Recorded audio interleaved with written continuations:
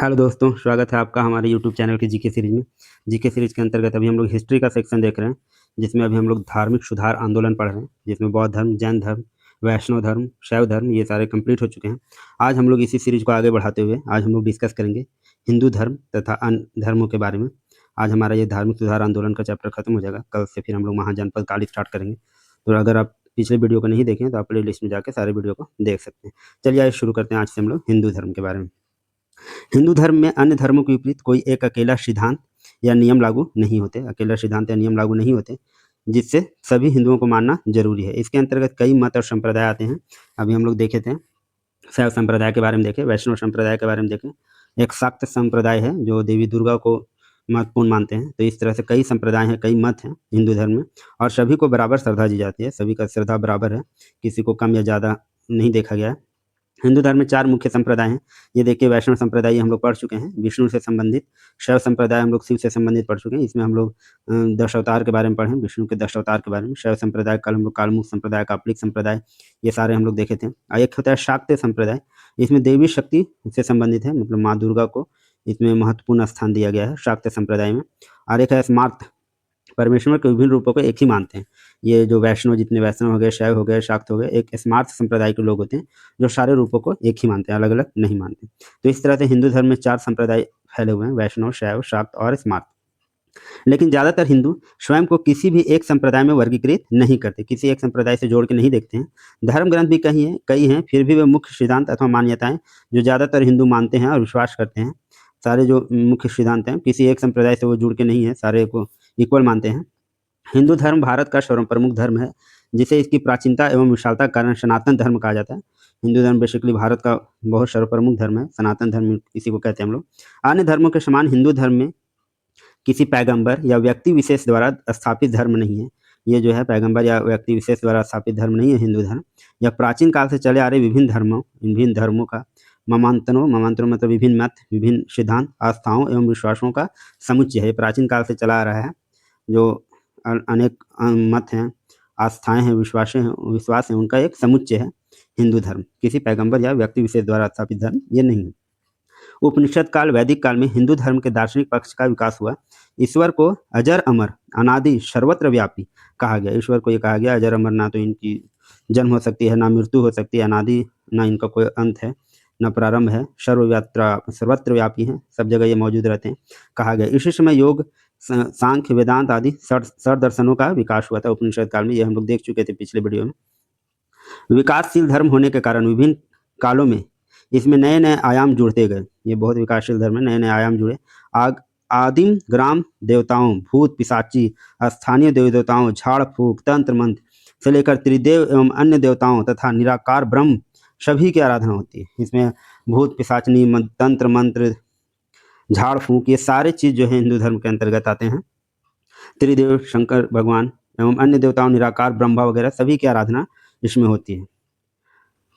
9वीं से 14वीं शताब्दी का विभिन्न पुराणों की रचना हुई। 9वीं से 14वीं शताब्दी में पुराणों की रचना हुई। पुराणों की संख्या कितनी है? 18 है, जिसमें सबसे इंपॉर्टेंट पुराण कौन है? मत्स्य पुराण सबसे पहला पुराण भी है, मत्स्य पुराण, जिसमें विष्णु 10 अवतार का भी उल्लेख है, और शैव संप्रदाय का भी इसमें उल्लेख है। वैष्णव धर्म, शैव धर्म दोनों का उल्लेख है, बहुत इंपॉर्टेंट है। मध्य में विभिन्न पुराणों की रचना हुई। 9वीं से 14वीं शताब्दी पुराणों के मध्य युगीन धर्म, ज्ञान, विज्ञान, इतिहास का वर्णन मिलता है। इन पुराणों में ज्ञान, विज्ञान, इतिहास वगैरह का वर्णन मिलता है। पुराणों ने ही हिंदू धर्म में अवतारवाद की धारणा का सूत्रपात किया। अवतारवाद की धारणा जो अभी हम लोग बता रहे थे, मत्स्य पुराण में विष्णु अवतार के बारे में लिखा हुआ है, तो ये अवतारवाद की धारणा जो है ये पुराणों से ही प्रारंभ हुई। पुराणों के पश्चात भक्ति का काल का आगमन होता है, जिसमें विभिन्न संतों, भक्तों ने साकार ईश्वर की आराधना पर जोर दिया। ये भक्ति काल, पुराणों के बाद ये भक्ति काल का जो समय था, जिसमें विभिन्न संत भक्तों ने सब साकार ईश्वर की आराधना पर जोर दिया। हिंदू धर्म लघु एवं महान परंपराओं का समन्वय दर्शाता है। एक ओर वैदिक पुराणकालीन देवी देवताओं की पूजा अर्चना होती है, जबकि दूसरी ओर कापलिक और अवधूतों द्वारा भयावह कर्मकांडी आराधना की जाती है। कल हम लोग देखे थे कापलिक संप्रदाय।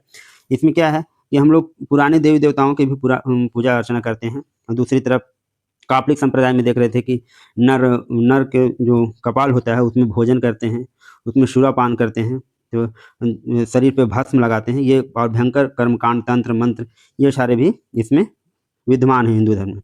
हिंदू धर्म सर्वथा विरोधी मतों का भी उत्तम एवं सहज समन्वय है। बिल्कुल इनमें विरोधी मत है बहुत सारे, अलग-अलग तरह से मान्यताएँ हैं इनकी। कहीं बलि प्रथा का निषेध किया जाता है। तो बहुत सारे इनमें विरोधी सिद्धांत भी हैं। कहीं भूत पिशाच, कहीं इनका झाड़-फूँक का निषेध है, कहीं मान्यता है, तो बहुत सारे इसमें विवाद हैं। ये एक ओर भक्ति रस से सरोबार भक्त हैं, दूसरी ओर अनीश्वर, अनात्मावादी हैं, नास्तिक भी दिखाई पड़ते हैं। 2 तरह के लोग हैं, कुछ नास्तिक भी हैं और कुछ भक्ति के मार्ग पे भी हैं। अवधारणाएँ या मान्यताएँ, इसमें एकेश्वरवाद पर बल दिया गया है। एक भगवान पर बल दिया गया, ब्रह्मा को सर्वव्यापी, एकमात्र सत्ता, निर्गुण और सर्वशक्तिमान माना जाता है ब्रह्मा को। सभी धर्मों के अनुसार हिंदू धर्म अंतिम लक्ष्य क्या है? मोक्ष प्राप्ति। सभी धर्मों में भी मोक्ष प्राप्ति होता है, इसमें भी अंतिम लक्ष्य मोक्ष प्राप्ति अर्थात आत्मा का ब्रह्मलीन हो जाना, आत्मा का ब्रह्मा में मिल जाना, ये माना जाता है। इसमें आत्मा की अवधारणा से पुनर्जन्म की भी पुष्टि होती है। पुनर्जन्म का भी इसमें पुष्टि हुआ है। ये बौद्ध धर्म में भी था, जैन धर्म में भी था। ये आप लोग देखे थे, बौद्ध धर्म में भी, जैन धर्म में भी पुनर्जन्म की बातें थी उसमें भी। अर्थात उसका पुनर्जन्म होता है आत्मा का। आत्मा के प्रत्येक जन्म द्वारा प्राप्त जीव रूप को योनि जैव प्रजाति कहते हैं। जो आत्मा जिसमें प्रवेश करता है, जो भी जीव बनते हैं उनको हम लोग जैव प्रजाति कहते हैं। और 84 करोड़ योनियों की कल्पना की गई है, जिसमें कीट पतंगे हैं, पशु पक्षी वृक्ष मानव आदि सभी शामिल हैं। लेकिन मनुष्य को सर्वश्रेष्ठ योनि कहा गया। मनुष्य को क्या कहा गया? सर्वश्रेष्ठ योनि। हिंदू धर्म में कर्म फल का भी सिद्धांत का बहुत मान्यता है। कर्म फल का सिद्धांत माना गया, प्रत्येक जन्म के दौरान जीवन द्वारा किए गए कर्मों का फल जो होता है आत्मा को अगले जन्म में भुगतना पड़ता है। ऐसा कर्म फल का सिद्धांत भी है हिंदू धर्म में। कर्म फल से संबंधित 2 लोक बनाए गए हैं, एक है स्वर्ग लोक और एक नर्क लोक। कर्म फल से संबंधित स्वर्ग में देवी देवता अत्यंत समृद्ध जीवन व्यतीत करते हैं, जबकि नरक अत्यंत क्या है? कष्टदायी है, अंधकार में बताया गया। अच्छे कर्म करने वाले प्राणी जो हैं वो मृत्यु उपरांत स्वर्ग में और बुरे कर्म करने वाले नर्क में जाते हैं, ऐसा हिंदू धर्म में मान्यता है। हिंदू समाज 4 वर्णों में विभाजित है, ब्राह्मण है, क्षत्रिय है, वैश्य है तथा शूद्र है। ये चारों वर्ण प्रारंभ में कर्म के आधार पर ये प्रारंभ में थे, हालांकि अभी ऐसा कुछ भी नहीं रह गया। ब्राह्मण का कर्तव्य था शिक्षण, पूजन, कर्मकांड, जबकि क्षत्रिय का क्या था? क्षत्रिय का ये उस कर्म था कि धर्म अनुसार शासन करना, देश धर्म की रक्षा करना, ये क्षत्रियों का कर्म था। वैश्यों का काम था कृषि करना और शूद्रों का काम था सेवा करना। ये ऐसा प्राचीन मान्यता था कर्म के आधार पर, हालांकि अभी ऐसा कुछ भी नहीं है। हिंदू धर्म में मानव जीवन को 100 वर्ष मानते हुए 4 आश्रम बनाए गए। ये हम लोग देखे हैं चारों आश्रम, ब्रह्मचर्य आश्रम, गृहस्थ आश्रम, वानप्रस्थ और संन्यास। ये सारे देखे थे। 0 से 25 साल में ब्रह्मचर्य, 25 से 50 साल में गृहस्थ, 50 से 75 वानप्रस्थ और लास्ट में संन्यास जीवन जीने को प्रेरित करता है हमारा हिंदू धर्म। 100 वर्ष माना गया है जीवन काल को। प्रत्येक की संभावित आयु 25 वर्ष है। 0 से 25 ब्रह्मचर्य, 25 से 50 ऐसे आगे बढ़ते हुए। ब्रह्मचर्य आश्रम में व्यक्ति गुरु आश्रम में जाकर विद्या अध्ययन करना, गृहस्थ आश्रम में विवाह तथा अन्य भोग। देखिए, ब्रह्मचर्य आश्रम जो होता है उसमें जाके ज्ञान वगैरह प्राप्त करता है, गृहस्थ आश्रम में विवाह करता है, अन्य भोग विलास की चीजें। वानप्रस्थ में क्या होता है? विरक्त जीवन, सब कुछ छोड़ छाड़ के उत्तरदायित्व अपने पुत्रों को सौंपना और वो अंत में संन्यास आश्रम में गृह त्याग कर ईश्वर की उपासना में लीन हो जाना। यही 4 क्या माने गए? आश्रम माने गए हैं। 4 पुरुषार्थ धर्म, अर्थ, काम और मोक्ष हैं। उपयुक्त आचार व्यवहार और कर्तव्य, धर्म, सत्मार्ग और धनपार्जन, काम, शारीरिक सुख तथा धर्मानुसार आचरण कर जीवन मरण से मुक्ति होना मोक्ष है। ये सारे काम करते हुए धर्म अनुसार आचरण करके जीवन मरण से मुक्त होना ही मोक्ष कहलाता है। ज्ञान योग, भक्ति योग, कर्म योग, राजयोग, ये 4 योग हैं। देखिए, ये 4 योग हैं, ज्ञान योग, भक्ति योग, कर्म योग तथा राजयोग, जो आत्मा को ब्रह्म से जोड़ने के मार्ग हैं। इसमें ज्ञान योग दार्शनिक एवं तार्किक विधि का है, भक्ति योग आत्मसमर्पण का है और सेवा भाव का है, कर्म योग समाज की सेवा का है और राजयोग शारीरिक एवं मानसिक साधना का अनुसरण करता है। ये 4 योग हैं, ज्ञान योग, भक्ति योग, कर्म योग और राजयोग। 16 संस्कार भी बताए गए हैं हिंदू धर्म में, जो हम लोग सारे 16 संस्कार पढ़े थे पिछले क्लास में जब हम लोग वैदिक काल पढ़ रहे थे। 16 संस्कार भी बताए गए। मनुष्यों के जन्म से लेकर मृत्यु तक 16 पवित्र संस्कार संपन्न किए जाते हैं। इसमें जन्म संस्कार, विवाह संस्कार, अंतिम संस्कार, ये सारे संस्कार थे। 16 संस्कार हैं ऐसे कुल मिला के। 4 दिशाओं में उत्तर, दक्षिण, पूर्व और पश्चिम में आदि गुरु शंकराचार्य द्वारा स्थापित 4 हिंदू धाम हैं। 4 हिंदू धाम में कौन कौन है? ये बद्रीनाथ है, बद्रीनाथ उत्तराखंड में, रामेश्वरम है तमिलनाडु में, जगन्नाथपुरी उड़ीसा में और द्वारका है गुजरात में। ये सारे जो हैं 4 धाम बनाए गए हैं जहाँ पे हिंदू धर्म को ये जाना मतलब उनका कर्तव्य है यात्रा करना, ऐसा माना जाता है। हिंदू धर्म के प्रमुख ग्रंथ 4 वेद हैं, ये जाना, ऋग्वेद है, सामवेद है, यजुर्वेद है, अथर्ववेद है। 13 उपनिषद हैं, 18 पुराण हैं। उपनिषदों की संख्या 13 है, पुराणों की संख्या जान रहे 18 हम लोग। रामायण है, महाभारत है, गीता है, रामचरितमानस है। ये सारे प्रमुख ग्रंथ हैं जो हिंदू धर्म में सर्वाधिक मान्य हैं, और ये इनमें पूजा पाठ की विधि, आचरण वगैरह का शुद्धता, ये सारे कर्म के सिद्धांत, ये सारे कुछ बताए गए। अब हम लोग कुछ अन्य धर्मों के बारे में देखते हैं। प्राचीन काल में अन्य धर्म कौन कौन से। एक यहूदी धर्म थे, पारसी धर्म थे, ईसाई धर्म थे और शाक्त धर्म थे। शाक्त धर्म के बारे में भी हम लोग चर्चा किए ऊपर, वही जो दुर्गा को शक्ति के रूप में मानते हैं। यहूदी धर्म, पारसी धर्म, ईसाई धर्म और शाक्त धर्म, आइए चारों को देखते हैं हम लोग। यहूदी धर्म क्या था। यहूदी धर्म विश्व के प्राचीनतम धर्मों में से एक है। जैसे दुनिया का एकेश्वरवादी धर्म माना जाता है, एकेश्वरवादी धर्म, एक ईश्वरवादी धर्म माना जाता है। हिंदू धर्म का उदय कहाँ पे हुआ, तो फिलिस्तीन में हुआ, जो हिब्रू कबीले का मूल धर्म था। किस कबीले का मूल धर्म था, हिब्रू कबीले का। यहूदी धर्म की शुरुआत पैगंबर अब्राहम या फिर अब्राहम या इब्राहिम इनको बोलते हैं से मानी जाती है, जो ईसा से 2000 वर्ष पूर्व हुए थे। देखिए, इनका एक व्यक्ति विशेष माना जाता है कि पैगंबर अब्राहम या इब्राहिम से इनका माना जाता है कि हिंदू यहूदी धर्म का शुरुआत हुआ 2000 वर्ष पूर्व। ये इनका 2000 ईसा पूर्व इनका जन्म हुआ था, या उसमें स्टार्ट किए थे। करीब 4000 साल पुराना यहूदी धर्म वर्तमान के इजराइल राष्ट्र का राज धर्म है। देखिए, यह बहुत इंपॉर्टेंट है, इजराइल का राष्ट्र धर्म है। यहाँ पे सबसे ज़्यादा संख्या में अभी यहूदी विद्यमान है। प्रेजेंट समय में यहूदी सबसे ज़्यादा कहाँ पे है, अभी इजराइल में है, तो उनका राष्ट्र धर्म भी है ये राजधर्म। हालांकि यहूदी एकेश्वरवादी होते हैं, लेकिन वे ईश्वर को त्रिएक के रूप में मानते हैं। त्रिएक के रूप में मानते हैं ईश्वर को। ये त्रिएक क्या है, तो त्रिएक है परम पिता ईश्वर, ईश्वर पिता, ईश्वर पुत्र और ईश्वर पवित्र आत्मा का सिद्धांत ये मानते हैं। तो इनका क्या है, ईसाई धर्म के जैसे। तो ये इस त्रिएक के रूप में मानते हैं, परम पिता परमेश्वर, उनके पुत्र ईसा मसीह और पवित्र आत्मा को मानते हैं त्रिएक में। इसमें धर्म की मूर्ति पूजा पाप माना जाता है, मूर्ति पूजा यहाँ पे नहीं करना बिल्कुल। यहूदी धर्म में पूजा स्थल को सिनागॉग तथा पुरोहित को क्या कहते हैं, रबी। सिनागॉग कहते हैं पूजा स्थल को, और ये पूजा स्थल है सिनागॉग, और ये क्या है, ये पुरोहित है। यहूदी अपने भगवान को यहवे या यहोवा कहते हैं, यहवे या यहोवा कहते हैं यहूदी। पैगंबर अब्राहम के पहले बेटे का नाम हजरत इसहाक और दूसरे का बेटे का नाम हजरत इस्माइल था। दोनों के पिता एक थे किंतु माँ अलग अलग थी। देखिए, पैगंबर अब्राहम जो थे, इनके पहले बेटे का नाम हजरत इसहाक था और दूसरे का नाम हजरत इस्माइल। मतलब दोनों के पिता एक थे, मतलब पैगंबर अब्राहम दोनों के पिता थे, लेकिन इनकी माँ अलग अलग थी, मतलब इनकी 2 पत्नियां रही होंगी। हजरत इसहाक की माँ का नाम सराह था और हजरत इस्माइल की माँ का नाम हाजरा थी, मतलब 2 पत्नियां थी। किनकी थी, तो पैगंबर अब्राहम की। ये थी पैगंबर अब्राहम की।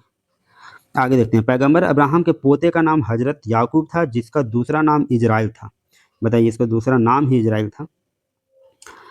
उसी के नाम पे लगता है देश का नाम पड़ा होगा, जिसका दूसरा नाम इजराइल था। याकूब ने ही, याकूब हजरत याकूब जो पैगंबर अब्राहम का पोते थे, याकूब ने ही यहूदियों की 12 जातियों को मिलाकर एक सम्मिलित राष्ट्र इजराइल बनाया था। देखिए, याकूब थे और इनका दूसरा नाम इजराइल था, याकूब का ही, और इन्होंने ही क्या किया, 12 जातियों को मिलाकर एक सम्मिलित राष्ट्र बनाया था इजराइल, जो अभी यहूदी राष्ट्र है। उनका राजधर्म यहूदी है।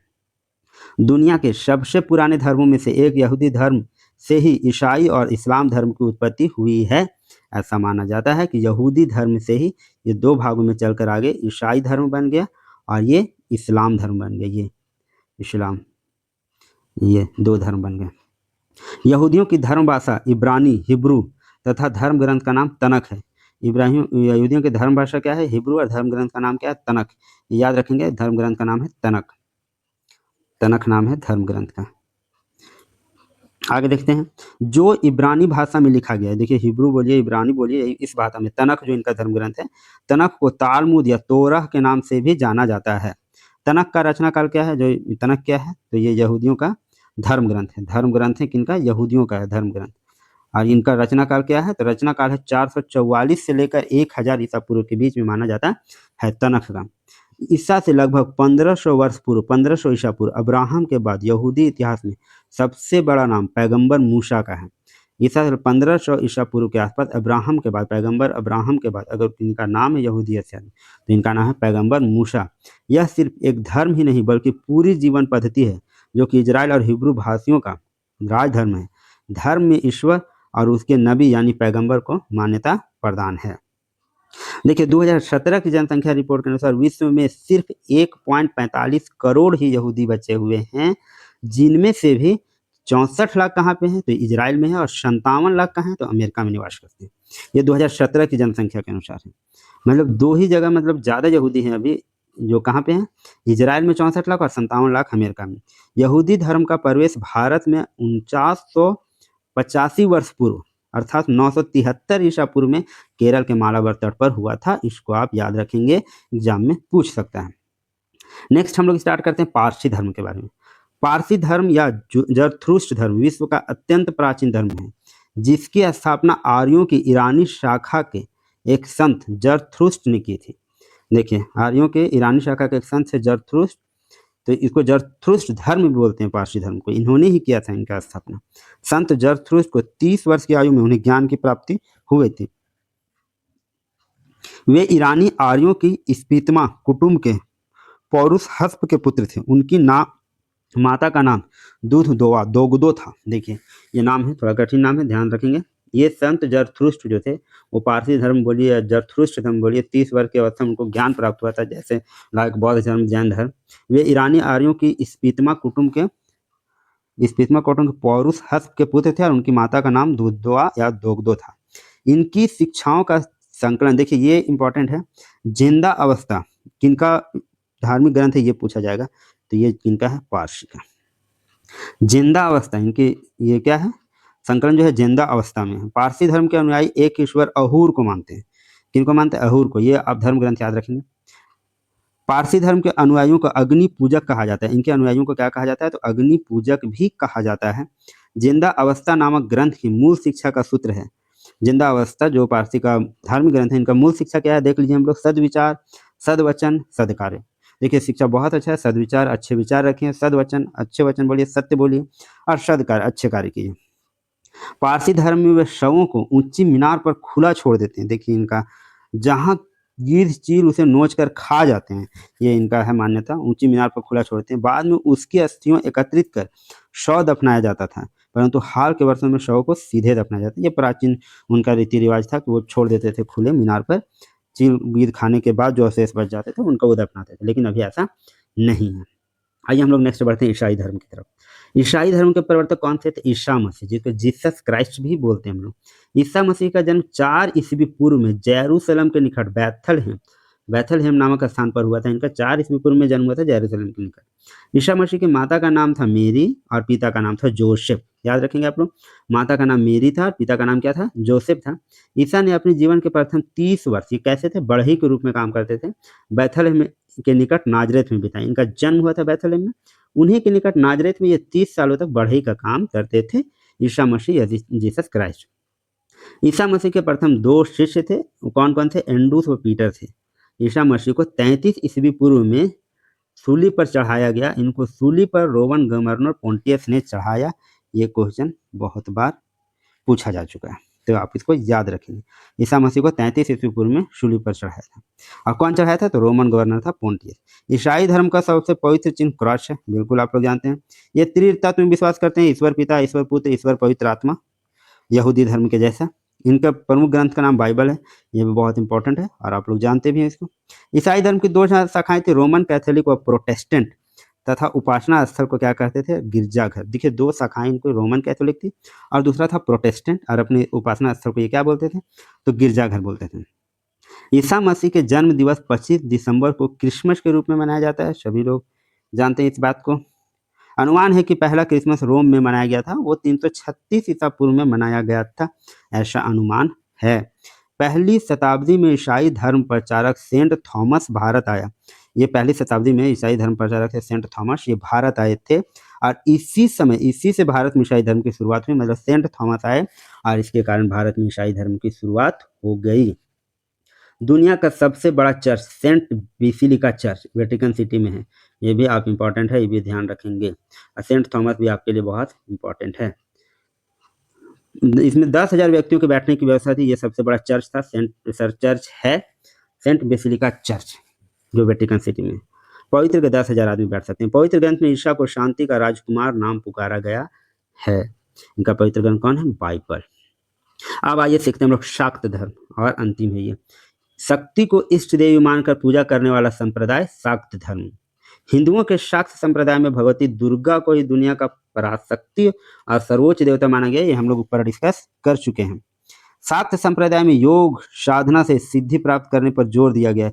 इन सिद्धियों का उद्देश्य केवल मोक्ष प्राप्त करना। योग कीजिए, साधना कीजिए, तंत्र मंत्र, ये सारे जो सिद्धांत थे ये सिद्धि प्राप्त करने के थे। शक्ति के प्रारंभिक रूप में सिंधु घाटी सभ्यता में मात्र देवी की पूजा की जाती थी। ये हम लोग सिंधु घाटी सभ्यता जब पढ़ रहे थे उसमें देखे थे। अगर आप पर डे वीडियो को अच्छे से देख रहे होंगे सीरियल वाइज, तो मुझे ये बिलीव है कि आपका हिस्ट्री जो है, हिस्ट्री का समझ बहुत आसान होते जा रहा होगा, क्योंकि कुछ भी टॉपिक अभी हम लोग मात्र देवी की पूजा पढ़ रहे हैं, सिंधु घाटी में हम लोग पढ़ चुके हैं। अब पर डे बिल्कुल सिलसिले ढंग से देखिए, आपके लिए बहुत अच्छा होगा। बार बार पढ़ने की झंझट से आप बच जाएंगे। गुप्त काल में शाक्त धर्म अपने चरमोत्कर्ष पर काल में था, मतलब चरमोत्कर्ष पर था। बौद्ध धर्म के प्रचलन के बाद इसका प्रभाव कम होने लगा। तो लेकिन गुप्त काल में शाक्त धर्म जो था अपने प्रचलन पे था, मतलब पूरा चरमोत्कर्ष पे था देवी दुर्गा का। प्रतिहार महेंद्रपाल के लेखों में दुर्गा की महिषासुर मर्दानी, कांचन देवी, अम्बा आदि नामों की स्तुति मिलती है। ये अभी भी हम लोग ये जान रहे हैं और अभी भी हम लोग इस नाम से पुकारते हैं। तो देखिए बहुत पहले से पुराने, बहुत प्राचीन काल से चलता रहा है। प्रतिहार महेंद्रपाल के लेखों में मिला है ऐसा। महिषासुर मर्दानी, कांचन देवी, अम्बा आदि नामों से स्तुति मिलती है। राष्ट्रकूट शासक अमोघ वर्ष ने एक बार अपने बाएं हाथ की उंगली काटकर देवी को चढ़ा दिए थे। देवी को खुश करने के लिए अमोघ वर्ष क्या किया, अपने बाएं हाथ की उंगली काटकर देवी को चढ़ा दी। शाक्त संप्रदाय में देवी दुर्गा के संबंध में श्री दुर्गा भागवत पुराण प्रमुख है, जिसमें 108 देवी पीठों का वर्णन किया गया है, जिसमें 51-52 शक्तिपीठ काफी महत्वपूर्ण है। कौन सा बुक सबसे महत्वपूर्ण है? श्री दुर्गा भागवत पुराण। शाक्त संप्रदाय में ये श्री दुर्गा भागवत पुराण। हालांकि आपको याद रहेगा, शाक्त संप्रदाय जैसे ही नाम आएगा आप देवी दुर्गा समझ जाएंगे, और उन्हीं के नाम से है ये ग्रंथ का नाम, श्री दुर्गा भागवत पुराण। तो आपको आसानी से याद रहेगा। संप्रति शाक्त की उपासना 3 प्रमुख केंद्र हैं। कौन कौन है? कश्मीर, कांची और असम स्थित कामाख्या मंदिर। काफी फेमस ये उपासना के 3 प्रमुख केंद्र हैं। शक्ति के प्रारंभिक रूप में सिंधु घाटी सभ्यता में मात्र देवी की पूजा की जाती थी। हम लोग देखे, ये गुप्त काल भी देख लिए, ये भी देख लिए, ये लगता है रिपीट हो गया है, ये रिपीट हो गया दोस्तों। 3 प्रमुख केंद्र हैं। उसके बाद आगे देखते हैं। कौल मार्गी पंचमकार। देखिए इनका शाक्त संप्रदाय को मानने वाले लोग ये क्या करते हैं, कौल मार्गी पंचमकार मानते हैं। मग कौल मार्गी संप्रदाय के लोग जो है कैसे करते हैं, पंचमकार को मानते हैं। मध्य, मांस, मत्स्य, मुद्रा, मैथुन, ये सारे की उपासना करते हैं कौल मार्गी संप्रदाय को मानने वाले। जो कौल मार्गी किससे संबंधित है, तो शाक्त संप्रदाय के अंतर्गत ही आता है। इनमें नाम म से प्रारंभ होते हैं। इनकी उपासना करते हैं जिनमें सब नाम क्या है, म से स्टार्ट है। ये देखिए, मां, मग है, मांस है, मत्स्य है, मुद्रा है, मैथुन है। ये तमाश साधक भौतिक आधार पर इनका अनुगमन करते हैं और क्षणिक सिद्धि प्राप्त करते हैं। तमाश साधक। समयाचारी, समयाचारी क्या होता है, ये सामान्य रूप से देवी की पूजा करते हैं। शाक्त संप्रदाय में समयाचारी जो होते हैं ये देवी की पूजा करते हैं। 2 हो गए, एक हो गए कौल मार्गी और दूसरा हो गया समयाचारी। ये डायरेक्ट देवी की पूजा करती है। डायरेक्ट क्या करते हैं, देवी की पूजा करते हैं, और वो पंचमकार की पूजा करते हैं। शाक्त संप्रदाय में देवी के 9 योनियों को वृत्त बनाकर उसके मध्य में एक योनि का चित्र खींचकर चक्र बनाया गया, जिसे श्री चक्र कहते हैं। श्री चक्र कहते हैं, जिसका थंबनेल में भी आप देख रहे होंगे इमेज को, श्री चक्र का। तो ये दोस्तों आज था हम लोग का हिंदू धर्म और अन्य धर्मों के बारे में पढ़ें, और ये हिस्ट्री सीरीज को आगे बढ़ाते हुए कल हम लोग महाजनपद काल पढ़ेंगे। अगर आप पर डे वीडियो नहीं देख रहे हैं, आपका छूटा हुआ है, तो प्ले लिस्ट में जाकर सारे वीडियो को देखें और हिस्ट्री की समझ को धीरे धीरे अच्छे बनाएं। ठीक है, अगर वीडियो आपको अच्छी लगती है तो चैनल को लाइक करें, सब्सक्राइब करें और दोस्तों तक जरूर शेयर करें। Thank you.